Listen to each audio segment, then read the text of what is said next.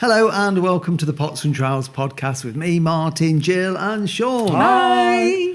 And later on you're going to be hearing from Samantha at Bardney Manor, where she's got an exciting project happening in their walled garden. We've got some top tulip titivating tips. Is titivating a word I can use? You can, absolutely. That's not easy to say. That's going to be when Martin does his jobs. And also there's a couple of listeners' questions on camellia and one on mature trees. Exciting stuff. And I'd also like to thank Plant Grow, who are supporting the Pots and Trowels podcast.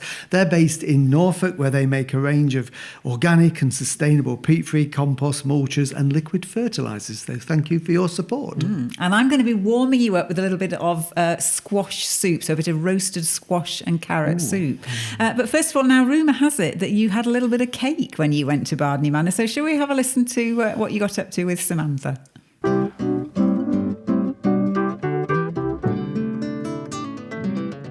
Samantha, we're sitting here in your lovely kitchen at Bardney Manor in Lincolnshire, and we're going to talk about the project here and the history of the garden and the work you're going to be doing over the coming years. But before that, just take us right back to the beginning. Where did your interest in gardening and horticulture come from? So I've been gardening from such a young age, probably from the age of 6, as I can recall. And this was with my grandparents in South Yorkshire. So my granddad owned quite a bit of land, and I used to go the weekends and spend time with my granny and grandpa. And granddad would have me in the garden digging. Grandma would have me in the kitchen, and I was given a Belfast sink. So in this Belfast sink, that was my domain, and I was allowed to grow flowers and little bits of spring onions and things. My granddad used to go around and teach me what to do with the garden seasonally. And then from that then progressed on to the age of 11, I was allowed to cut the privet hedge. Oh, big responsibility. A huge responsibility, because my granddad's privet hedges were immaculate. So the interest for horticulture came from the family, because my granddad's, most of my family were farmers doing things with agriculture and growing, so there was always that spark there. Good. And then before you came to Bardney, because you've been here nearly 3 years, how did you sort of take that step? Because I know weren't you involved in sports as well at some point? Yeah, so from birth I ran, apparently. And from the age of 11 to the age of 21, I was a semi-professional athlete. So I used to specialise in 200 metres. So I've been to the English schools, under 21 Great Britain, and I spent a long time perfecting my sport, my craft. And then I went off to Brunel University and did a degree in sport and science, and retired at a young age of probably 24 from the sport. Yeah. Okay. So it was good grounding. Yeah, but obviously that horticulture gardening had been imprinted in your mind, because you set up a business all about seeds, didn't you, a few years ago? Yeah. So that happened. So before we moved to the manor, we were on a kind of a big farm, and we had a 3-acre plot, and we couldn't do anything with it. It had a seam in there, so I turned it into a natural wildflower meadow, because I always remember as a child going into wildflower meadows and bluebells, going out for walks with my dad, and I really missed seeing that, and I wanted to show people that they could have a section of a wildflower garden in their garden, and how important it was for pollinators. So it took us quite a few years to get this wildflower garden, and it was spectacular. It was beautiful. There were so many different insects in there, and we had some barn owls, and the barn owls used to use it as their hunting ground. Oh, wow. So the seedology developed from that in COVID, because people could not get hold of flower seeds, because obviously garden centres were shut, nobody could go out. And in that time period, I started then selling seeds online on selling platforms like eBay and Etsy and so on. And it became really popular. I think the first year, my biggest selling seed was gypsophilia, because all the florists couldn't get, Right. and they were growing their own flowers. So it was brilliant. So that's how I got back into horticulture. I'd always been growing. When my children was little, we had a vegetable patch, and I always grew everything. And I think the best compliment I ever had when the boys were little was, we had some new neighbours move in, and they hadn't seen me for a few weeks. I don't know why, because I'm always was in the garden. And they actually said, we thought somebody elderly lived there, because the garden was that tidy. Oh, right. So that was like a compliment. Absolutely. Yeah, it was a compliment. Exactly. So how did you make that step from their farm? Because that was also in Lincoln. Lincolnshire, wasn't it? The farm was the farm Yeah, in Lincolnshire. yeah. To being here at Bardney, how did you find this gem? Well, we were downsizing, ironically, land, and we were after a bigger house. So because the house needed redoing at the farm, it was really old, and it was actually cheaper to move and buy, a different house. And we were on our bikes one day and we were cycling, and my husband is slightly nosy, I would say. And he said to me, "What's down this drive here?" Because we know the area quite well. We used to cycle here all the time to Lincoln and vice to Boston. And we came down the drive and the gates were open and a gentleman was in the garden and inquired if we'd come to look at the house because it was for sale. And that was the first step. And then as soon as we walked in and saw the garden, I was just taken by the garden. I couldn't actually remember what the house looked like. Yeah, well, often that's it. If you're into gardening, the garden is the first thing you look at, and then the house, you can cope with the house, can't you? Yeah. Yeah. So it was meant to happen, wasn't it? It was fate. I believe it was fate, because then I went off and I went to BBC Gardeners World and I did my first show garden. So I was away for a month, so I didn't get involved in any of the purchase of the house. My husband did it all while I was busy stressing about trying to build a garden and win a gold. It was really interesting. And while we were away at BBC Gardeners World, that's when I started doing the research into the house and the garden, and was absolutely blown away by what I'd found, what a gem we'd found. Because this isn't any house, is it? This is a very historical house and plot of land. It's probably, and I'm going to be brave and say this, it's probably the most historical horticultural house in Lincolnshire for what has happened here. It dates back. The house, there's been a house here since 1066, so the land is really old. In 1538, Henry VIII gave it to Lord Willoughby. Lord Willoughby was here. He built the house out of bricks from Tattersall Castle. But the most important part for us being gardeners, Martin, is John Sharp, who came here. And he was phenomenal. He was one of the best seed merchants in his time. What he did for Lincolnshire is just unprecedented. And he was one of the first florists as well. Really? So not only was he a farmer, a seed merchant, but he was a florist too.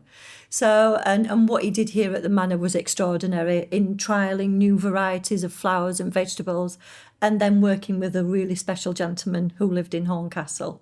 So that was Sir Joseph Banks. So Sir Joseph Banks came here and brought seeds for John to grow exotics and so on. So we can see examples of this still in the garden today, which is phenomenal. Absolutely. And people of a certain age will remember Sharp seeds, because as a company it no longer exists, does it, Sharps? No, but you can still buy the Sharp Express potatoes and the pea as well, the Wonder Pea. So they're still around. So you can still, buy products from back many years ago. Yes, because it then sort of linked in with Sutton seeds, didn't it? Yeah. So the whole family's embedded in Sutton. John's mother was Catherine Sutton, was the sister of the original John Sutton of Sutton Seeds. So there was that seed dynasty there. And when we've done the research, all of the big establishments were all linked to one another. Yeah. Yeah. So I know you've done a great deal of research. You've got lots of documents and lovely photographs. And the plan is to create the garden and make it, again, a trial garden and a teaching garden and a garden where people can come and see what will be grown in this part of the world, aren't you? That's the plan. Yeah, that's the plan. So the big kitchen garden is going to be turned into a beautiful working kitchen garden. And we're going to be trialling lots of different vegetables and flowers from Sutton Seeds, and it's going to be turned into a semi-educational centre, so people can come and learn and do courses here about gardening. Right. So I think what we ought to do now, we'll have another piece of this wonderful cake you bake, finish our cup of tea, and then can we go and have a look at the garden? Of course we can, Martin.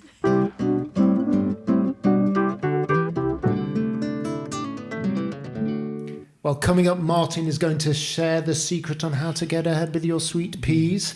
And but I just quickly want to ask what Seedology is or was. Seedology is the business that Samantha set up when she was growing the wildflower seed and selling the seeds. So it was something she did a few years ago. She just mentioned it, and I just wasn't sure. So that was the business she was doing then. Okay, back to the cake. What was the cake? The cake. Well, there was a whole range of cake. Actually, we sat in the kitchen. You didn't tell me this when you got back. I was very, very well behaved. There were mince pies there. There was cinnamon swirly things. goodness. But I had a piece of, is it called red velvet? A very, very dark. Right, so if you're watching this this video on YouTube rather than listening to the podcast, you'll know that Martin's gone for a red microphone today. So maybe that's right. red velvet is Exactly. So it was delicious. And I did only have the one, actually, because, I've got to keep my waistline as it is. Interestingly, though, Sam is another one of our contributors to Pots and Trowels who was influenced by a grandparent. We've had so many people that we've spoken to. Isn't it? Yeah, it's a thing. And at an early age. But I love the idea that age 6, was it? She was given a Belfast sink that was her project and she could plant whatever she wanted in it. Yes, these are one of these old kitchen sinks. We've got one in our garden, actually, which has got some alpines in. But it's basically a large area. That has built-in drainage. Exactly. For a small child, that's quite a nice size, really, isn't I think it? it's a good idea. To have, and it's and you could do a few flowers in it. You could do some veg. You could do carrots in it, something like that. You could do all strawberries sorts in it. Yeah. So it's really nice for a child to have that sort of restricted space so that it's not too big an ordeal. I think that's lovely. I feel this is the school teacher coming out in me now, the infant school teacher. I think it could be. But it is, and I think it is a good way, whether it's a Belfast sink or a container or just a little plot of land, to get children in. And I hope we have an influence in a few years' time on our grandchildren to think that, they can look back in years and say it was Granny and Grandad that started us off in gardening. Maybe. Watch this space in 50 years' time. It'll be them sitting here, not us. Absolutely. We've got a couple of listeners' questions. And just before we start telling you what those are, how to get in touch. If you've got a question, info@potsandtrowels.com is our email address. Or you can leave us a comment on the video or whatever. That would be really good. Okay. Well, I've got one from Colleen, who's got a camellia.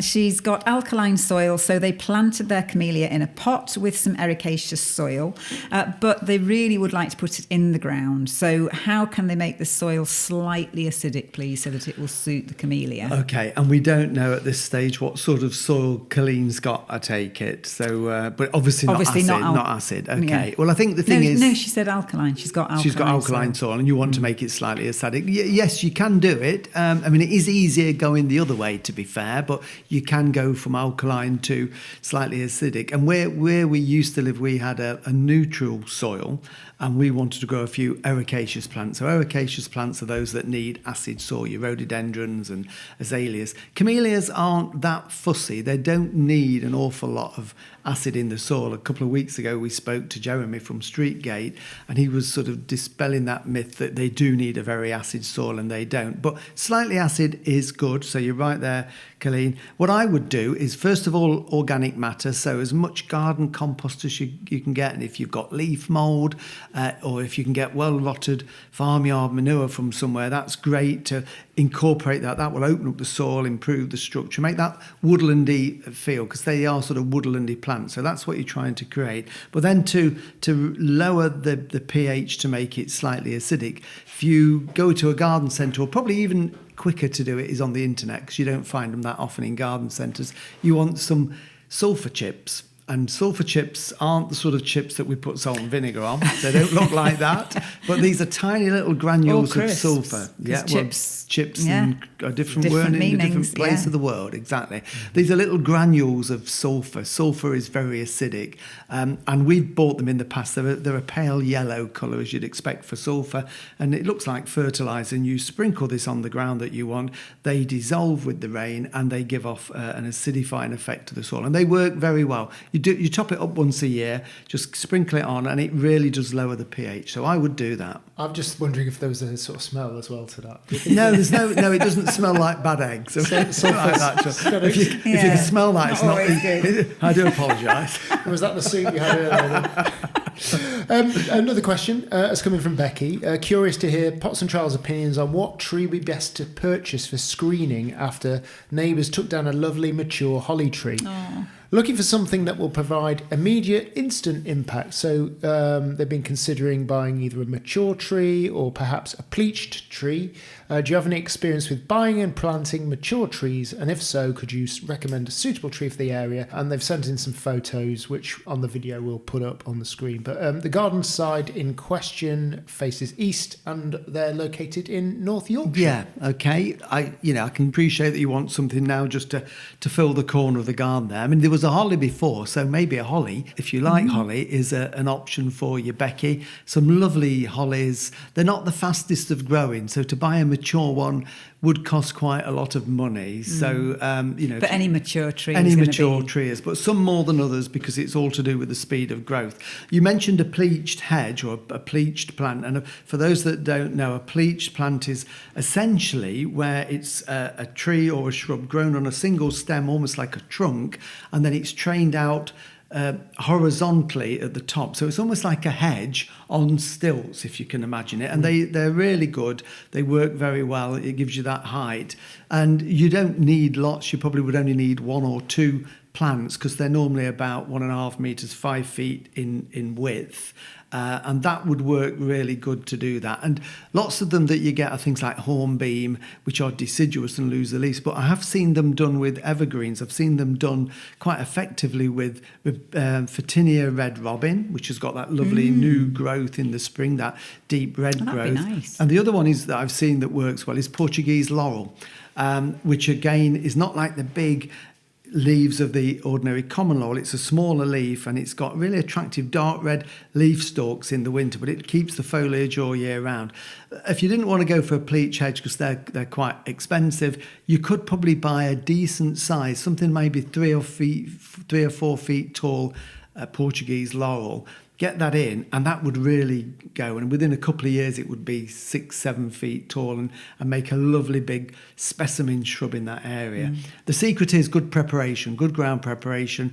Prepare the ground well, plenty of organic matter. Dig out a hole bigger than the container. Take it out, lower it in good soil, feed it, water it in the first season, and it will soon get established. So hopefully you'll be able to fill that gap. And we've got a video on pleached hedges, haven't we? I think we have. I'm fairly sure we have. I think we have on planting. Was it Yes. planting or pruning them? Pruning. Yeah. So at least people could have a look at that. And In North see what they Yorkshire, look so like. they do grow there. Well, and a big shout out to Becky because I know she is one of our top fans and she always listens to the podcast on a Sunday morning when she's walking the dog. So hi, Becky. Hello, Becky. Hello, and hello to your dog or dogs. Yeah. No Marley today. We haven't got Marley. No, we've got Marley with you'll us have to bring today. Marley next time. Yeah, I'll try and do that. We've got a recipe, haven't we? We have, yes. So very quick and easy one, which we actually had for our lunch before we started this It was podcast. very nice. So we have had a really bumper harvest with butternut squash. So I'm making all things butternut squash at the moment and doing. I've just made a big batch of soup. So very easy to do. It's just a butternut squash, peel it, chop it up into little chunks, and then 2 or 3 carrots. So chop those up as well. And if you've got some red pepper, then chop that into, sort of halve it or quarter it, pop all of that into a big roasting dish, some garlic as well, but leave it in the skin and just put those in. So a couple of cloves. And then drizzle that with oil all over, pop it into the oven about 200 degrees C, gas 6, for about half an hour, 40 minutes. Keep turning them over until the veg are starting to just soften and going a little bit brown at the edges. Then squeeze the garlic, will be nice and soft then, so squeeze the garlic out of its skin. Pile all of that into a saucepan and then add some stock to cover. So you can use chicken stock, vegetable stock, whatever you fancy. If you're putting the pepper in, then just take the skin off first if you can do, because by the time it's roasted for half an hour, you'll be able to just peel the skin away a little bit.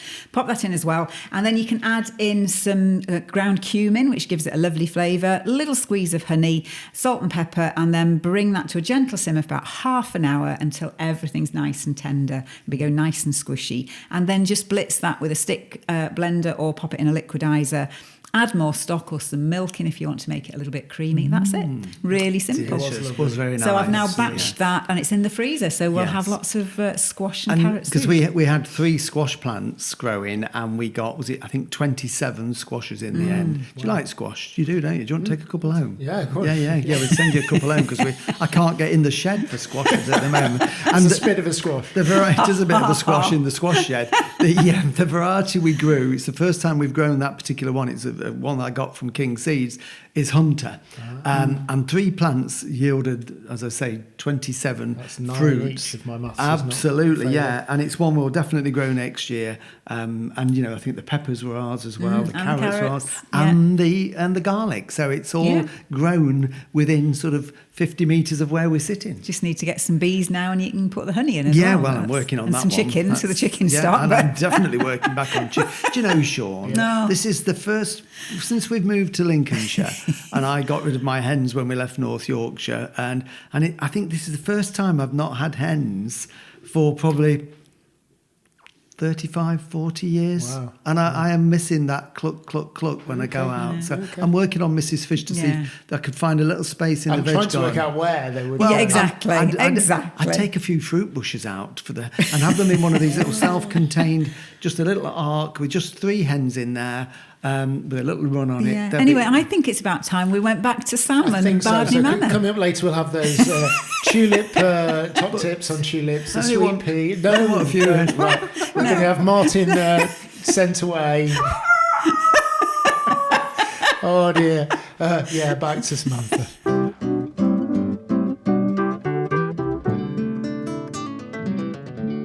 Well, we've come outside now into the garden. So, Samantha, tell us, describe where we are and what we're doing. So we're in the kitchen garden at the moment, Martin, and this is one of the first historical kitchen gardens where the big glass houses were. So the glass houses in here were measured 3/4 of a mile. They were that long. Wow. With a vine in there. And what we're doing is we're reconstructing the kitchen garden into a proper working kitchen garden. Okay, and you've still got part of the original glass house. Most of it's gone, but there's a bit left, isn't there? Yes, so if you come into the front of the front gardens to the manor, there's still one of the original frames of the glass houses there with a vine in, which is superb to see. Yeah, and that just then ran a long, long glass house, wasn't it? All the way down to the road, yes. Wow, fantastic. So front of the manor, you've got more sort of decorative gardens. It's going to be a learning garden. That's the idea, isn't it? To teach people and show them what they can do in different situations. Yeah, so the front garden is split up into areas. So you've got perennials,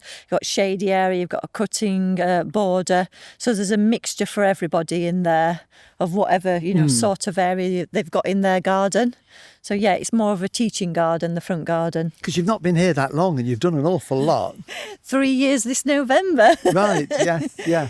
So yeah, we've cracked on. It's been, we waited a year to see what the garden actually did, to see what came up in the garden, and obviously, looking where the sun sets, where shady area, sunny area.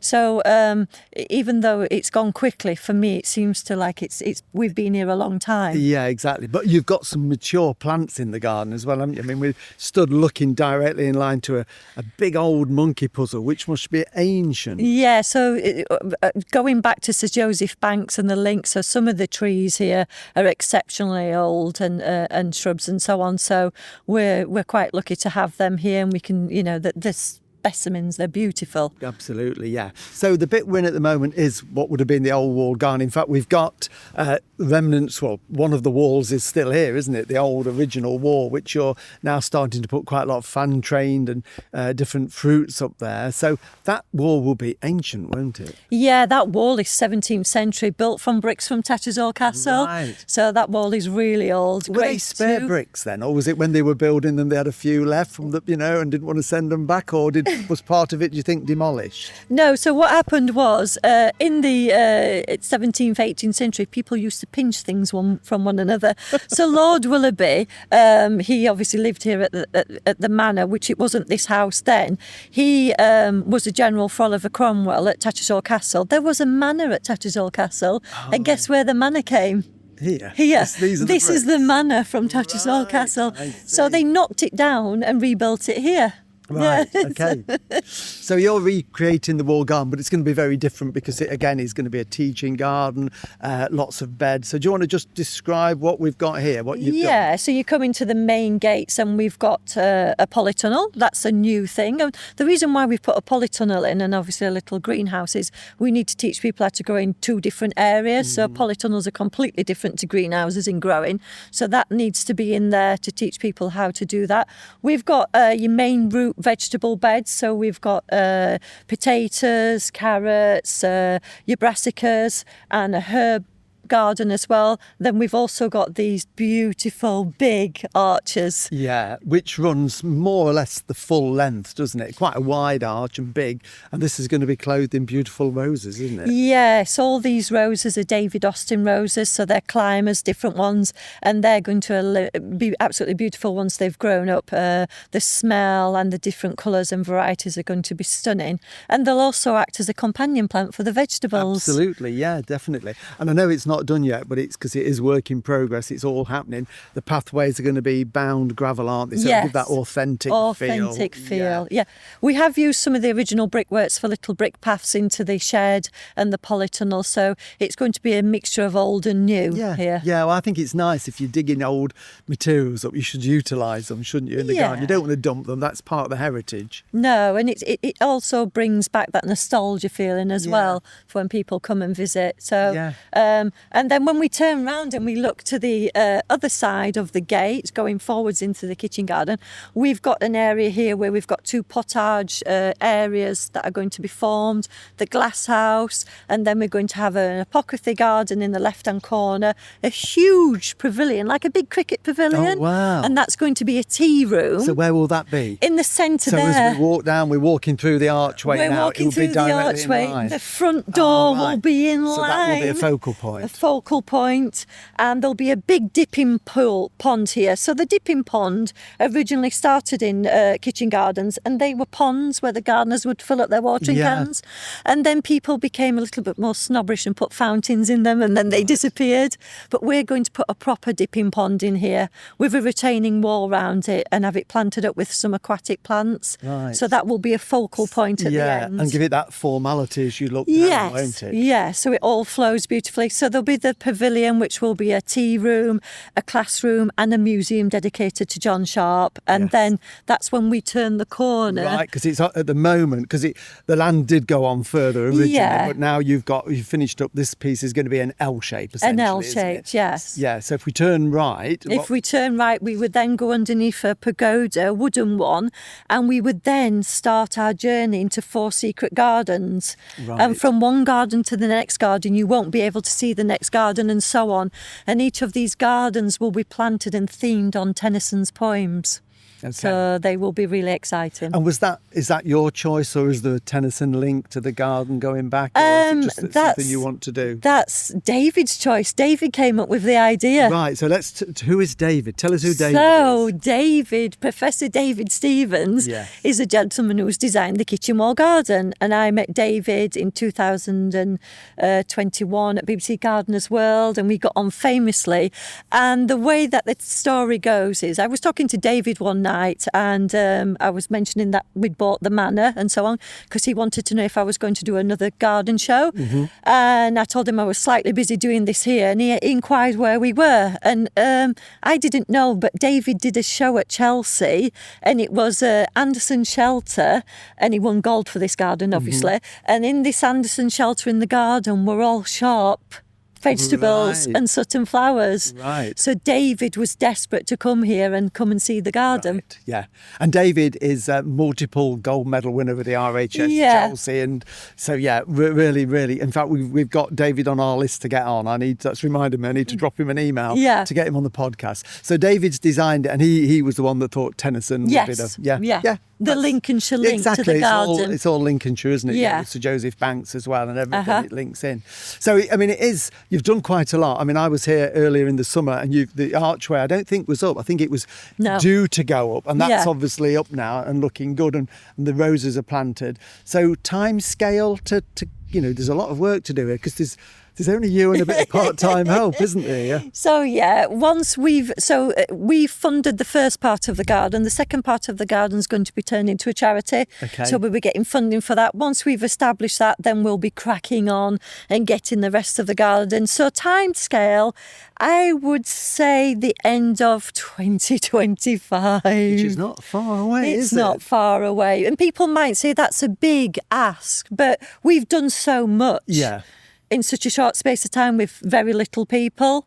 If we get the funding and we have more people, then we're going to crack on. Yeah. And I think it doesn't need to be 100% finished, because that's part of the learning experience. People can come along and they can be on the courses doing part of the planting and the ground preparation and the pruning and watch it develop, can't they? Because you've got the basis here of a teaching garden anyway. And that's the ideology of the garden, is when people come and do the courses, they'll be doing the work in the garden. And that's how the garden maintenance will happen. Yeah. Is the students will do the the practical work. That's what it's about, yeah, isn't it? that's what it's about, yeah. Yeah, that's the way you learn by doing it. So if I did everything, it's pointless. No, exactly. So the structure will be there, but everything else the students will have, they'll be doing that, which will be fantastic. Yeah. Because they're actually working in a heritage garden. Yeah, that's great. Well, it is a fantastic project, and, what a lucky find. It's just so fortuitous that particular day you and your husband Martin were on a bike ride in the village. If you hadn't come here on that day, somebody else would probably be living here now. Well, if we'd not purchased it that day, it was going to be turned into a nursing home, and there was planning permission on the kitchen garden to have houses here. So we actually saved it. And there was a lady called Steffi Shields who did an article about me in the Lincolnshire Life magazine, and she named the article Seeds and Serendipity. Right. She said it was fate. Absolutely, yes. So how can people follow you, Samantha? They can follow me on Facebook, Bardney Manor, or on Instagram, Bardney Manor, or on the website, which is Bardney Manor Wall Gardens. Brilliant. Well, thank you for giving me a tour around. It's great to see what you're doing. Looking forward to seeing it progress. We'll come back next year and we'll bring the camera as well, so we can do a video if that's okay. That would be perfect. Lovely. Yeah. Looking forward to it. Thank you.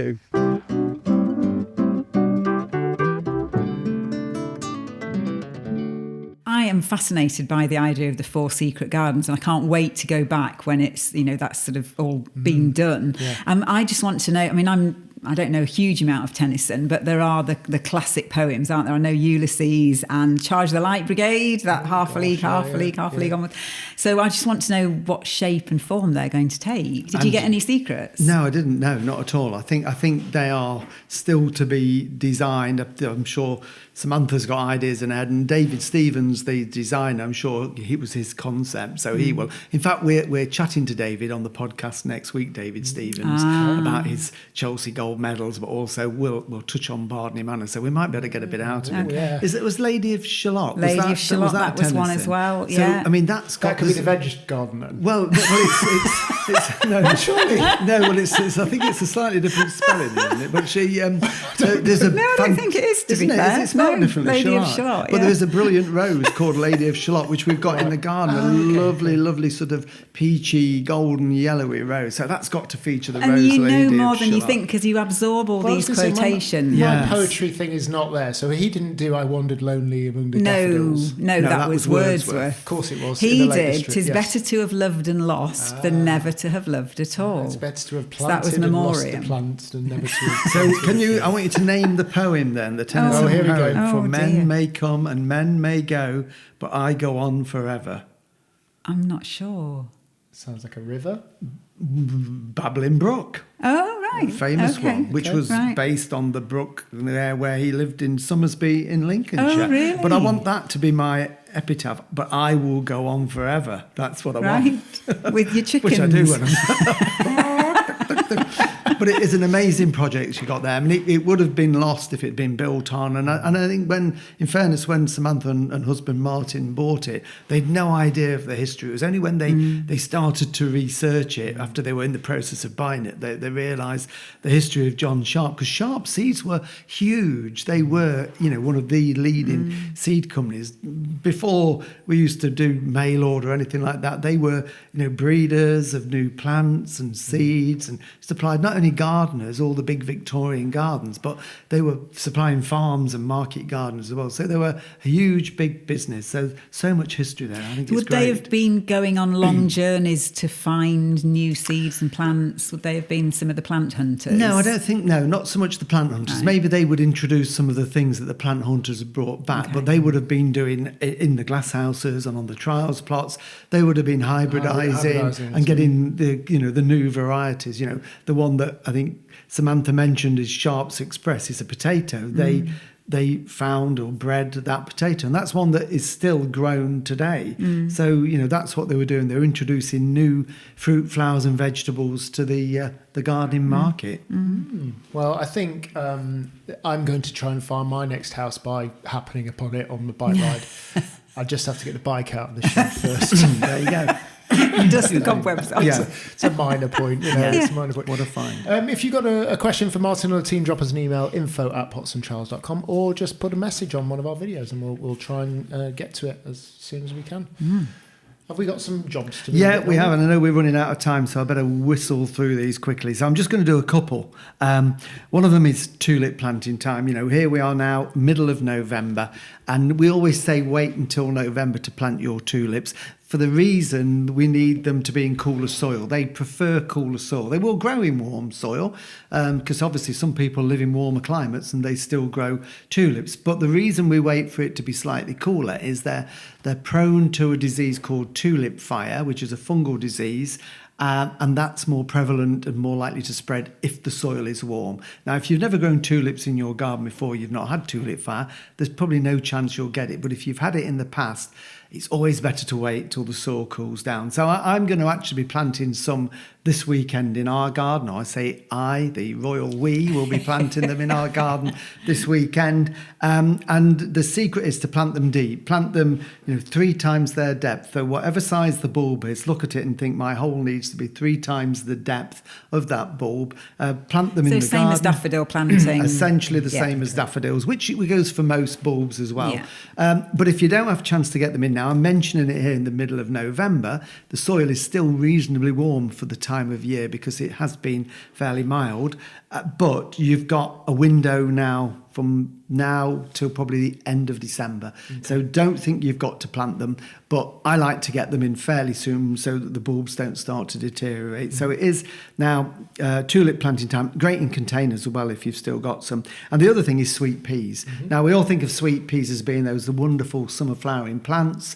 You can sow them in the spring, but if you want a few early sweet peas to get them 2 or 3 weeks earlier than spring sowing, then now is the perfect time. And I know King Seeds have got a fantastic range of sweet peas. They do a lot of breeding, and their expert recommends sowing them at this time of the year, November. So I'm going to start them off in the greenhouse.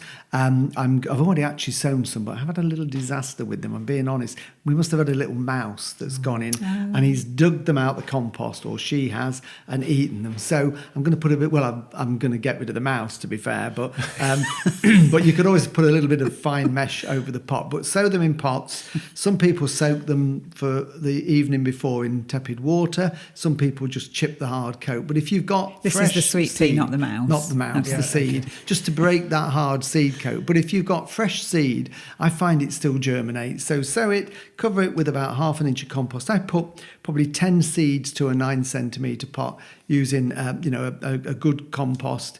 They don't need any heat at this time of the year, but do them probably in a cold frame or cold greenhouse, and they will grow. And you'll get seedlings of 3 or 4 inches over winter, which then in the spring will start to grow. So it's just a bit of a head start. So what I'm going to do with ours is sow half now, half in the spring, and then we can plant them out, and that will just extend the flowering period. So beautiful sweet peas. And I think it's nice at this time of the year, going in, we'll soon, another month or so, it'll be the longest night, shortest day, and it's nice to be thinking ahead to when we get that fine weather. Indeed, Well, just reminded me then of Samantha mentioning another sharp's vegetable, the wonder pea. Yes, that was mentioned as sharps. well. Yeah, they peas, wonder peas. They introduced lots of agricultural crops because of being in Lincolnshire, huge pea growing areas. So yeah, absolutely. So different type of pea. We're not going to eat this one. We're going to enjoy the cut flowers.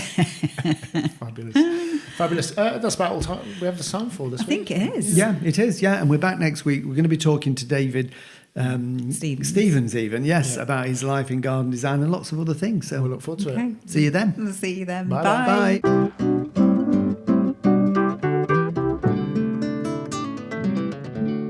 Watch the videos on YouTube or Facebook, follow us on Instagram, Twitter or X, and subscribe to the podcast and never miss a thing. For more information, go to potsandtrowels.com.